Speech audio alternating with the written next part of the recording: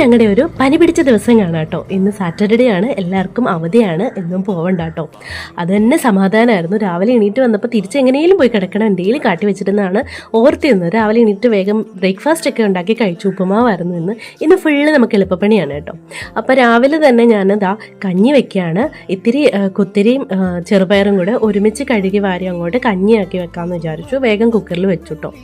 അപ്പോൾ എൻ്റെ ക്ഷീണമൊക്കെ മാറാൻ വേണ്ടി കുളിയൊക്കെ കഴിഞ്ഞിട്ടാണ് വന്ന് അടുക്കളയിലോട്ട് കയറിയത്. മക്കൾ രണ്ടാളും തൂങ്ങി പിടിച്ചിരുന്ന് കാർട്ടൂൺ കണ്ടിരിക്കുന്നുണ്ട്. ഏട്ടൻ ഇത്തിരി മീൻ വാങ്ങിയിട്ട് വരാമെന്ന് പറഞ്ഞ് പോയതാണ് കേട്ടോ. അപ്പോൾ ഞാൻ വിചാരിച്ചു കഞ്ഞിക്ക് തൈര് ഇടയ്ക്ക് എടുക്കാൻ പറ്റില്ല, എല്ലാവർക്കും ടോൺസിൽസ് ഒക്കെ വന്നിട്ട് ആകെ കൊളാക്കിയിരിക്കുകയാണ്. എന്നാൽ പിന്നെ മോര് കറിയാക്കാമെന്ന് വിചാരിച്ച് വേഗം ഇത്തിരി വെള്ളരിക്കയൊക്കെ ഇട്ടിട്ട് മോരുകറിക്കുള്ള അരപ്പൊക്കെ ചേർത്ത് മോരുകറി റെഡിയാക്കി വെച്ചിട്ടുണ്ട്.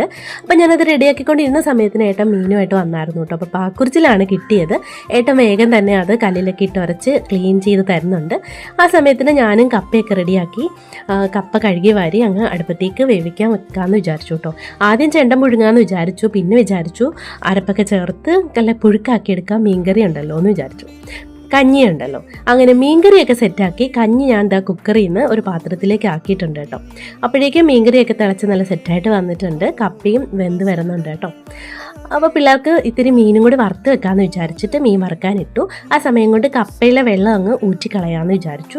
ഇതിനിടയ്ക്ക് ഞാൻ കപ്പയ്ക്കുള്ള അരപ്പൊക്കെ റെഡിയാക്കി എടുത്തിട്ടുണ്ടായിരുന്നു കേട്ടോ. അപ്പോൾ ഞാൻ എന്താ കപ്പയ്ക്ക് അരപ്പ് ചേർത്ത് ഇളക്കുന്ന കണ്ടപ്പോൾ പിന്നെ ഏട്ടൻ തോന്നി, ഏട്ടൻ വന്ന് അതെല്ലാം സെറ്റാക്കി തന്നു. ഇനി നമുക്ക് കഴിക്കാനുള്ള സമയമായിട്ടോ. പൊന്നൂസ് മരുന്ന് കഴിച്ചിട്ട് നല്ല സൂപ്പറായിട്ട് ഉറങ്ങുമായിരുന്നു. എന്നാൽ പിന്നെ ഇച്ചിരി കഞ്ഞി അവന് കൊടുക്കാമെന്ന് വിചാരിച്ചു. അങ്ങനെ ഞങ്ങൾ 4 ആളും കൂടെ ഒരുമിച്ചാട്ടോ കഞ്ഞിയൊക്കെ കുടിക്കാനിരുന്നത്. അപ്പോൾ ഇത്തിരി കഞ്ഞിയും കപ്പപ്പുഴുക്കും അതിൻ്റെ സൈഡിലോട്ട് ഇത്തിരി മീൻ വറുത്തതും മീൻ ചാറും ഒക്കെ ഒഴിച്ച് ഇത്തിരി മോര് കറിയൊക്കെ ഒഴിച്ച് നല്ല അടിപൊളിയായിട്ട് സപ്പാടുണ്ടാകുമെന്ന് വിചാരിച്ച് അങ്ങനെ ഞങ്ങൾ ഡൈനിങ് ടേബിളിൽ പോയിരുന്നു കേട്ടോ. അങ്ങനെ ഞങ്ങൾ 4 ആളും കൂടെ ഒരുമിച്ചിരുന്ന് ഫുഡ് കഴിക്കുകയാണ്. ബാക്കി നാളെ കാണാം കേട്ടോ.